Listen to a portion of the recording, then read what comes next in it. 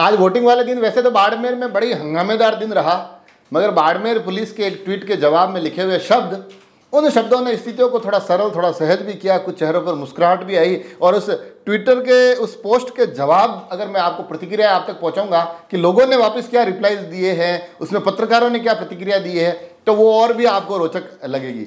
जी हाँ, हालांकि जो पोस्ट थी वो ये थी कि एक वीडियो वायरल हो रहा था जिसमें कुछ लोग पैदल चल रहे हैं, कहा जा रहा है ये रविंद्र सिंह भाटी के समर्थक हैं और इनको आगे नहीं जाने दिया रहा है, इनकी गाड़ियों से इनको उतार दिया गया। ये एक पोस्ट था, ये एक आरोप था पुलिस पर।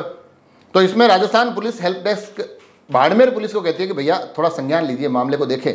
उसमें फिर बाड़मेर पुलिस का जो जवाब आता है वो जवाब आपको पढ़कर सुना रहा हूँ। उसके बाद जो लोगों की प्रतिक्रिया है, जो पत्रकारों की प्रतिक्रिया है, वो भी पढ़कर सुनाऊंगा।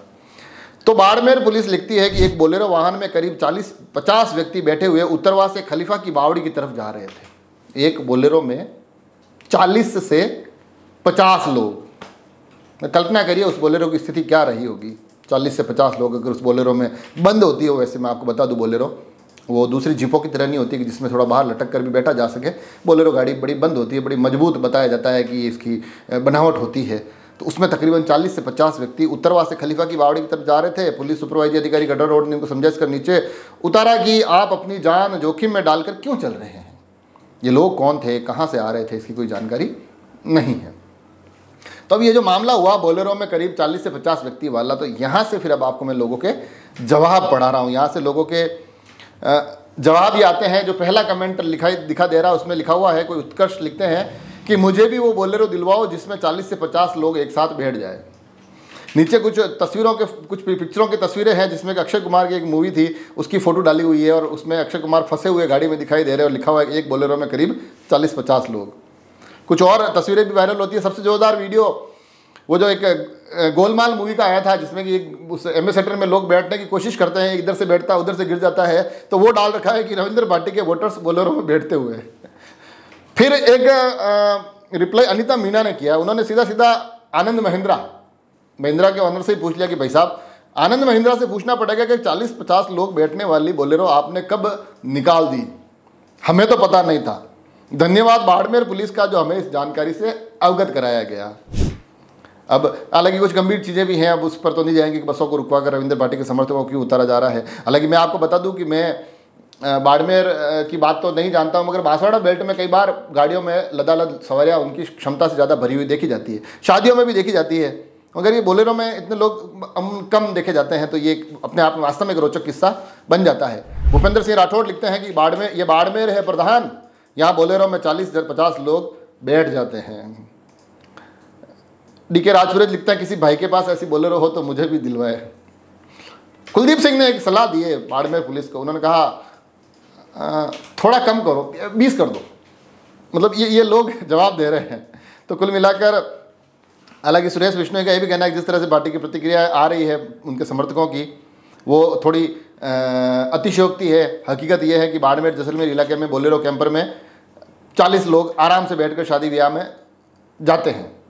तो पुलिस चेकिंग के दौरान उनको नीचे उतारा तो पुलिस ने कोई गलत काम नहीं किया। पुलिस के पक्ष में भी कुछ बातें कही जा रही है। हालांकि जो कैंपर आती है बोलेरो कैंपर, उसमें कई बार लोग काफ़ी संख्या में बैठते हैं, मगर अब ट्वीट कर दिया। उस ट्विटर में भी उन्होंने ट्वीट में भी स्पष्ट नहीं किया कि बोलेरो पर्टिकुलर गाड़ी थी या बोलेरो कैंपर थी। तो उसको लेकर लोग अपनी अपनी प्रतिक्रिया अलग अलग दे रहे हैं। एक अश्विनी यादव लिखते हैं कि 40 से 50 लोग बस में भी बड़ी मुश्किल से आते हैं भाई। तो ये लोग कुल मिलाकर अपनी। और एक देखिए जैनिश पटेल लिखते हैं, मोदी का परिवार है जैनिश पटेल, मोदी का परिवार, वो लिखते हैं कि रविंद्र सिंह भाटी तो हेलीकॉप्टर में घूम रहे हैं अपने वोटर के लिए, सिर्फ बोलेरो, और वो भी एक गाड़ी 50 लोगों के लिए। मतलब ये देखिए लोगों की प्रतिक्रियाएं हैं, अब वो आनंद लेते हैं। फिर उन्होंने नीचे एक उपेंद्र सिंह भी लिखते हैं कि मुझे भी लेनी है आनंद महिंद्रा सर ये गाड़ी जिसमें 40-50 लोग आते हैं। एक वापस फिल्म का एक लगाया हुआ है, उसमें लिखा हुआ है कि 40 कुछ ज़्यादा नहीं हो गया। ये अपने अपने तरीके से, हालांकि ये भी लिखा हुआ है गुड वर्क बाड़मेर पुलिस। और मतलब फिर एक पुखराज विष्णु, इन्होंने लिखा है कि बोलेरो पिकअप लिखो। ये शब्दों की ये जो त्रुटियाँ हुई ना, अगर वास्तव में बोलेरो पिकअप थी तो फिर पिकअप लिखा जाना चाहिए। पिकअप में 40 सवारी फिर भी एकदम अपनी कल्पनाओं की शक्ति को थोड़ा सा विशेष बढ़ावा दे दे तो फिर बिठा सकते हैं जैसे तैसे। हालांकि उसमें भी इतनी आसान होती नहीं है, मगर ये पुखराज विष्णु ने लिखा है कि बोलेरो पिकअप लिखो। उन्होंने थोड़ा सा उस गलती की तरफ इशारा किया है।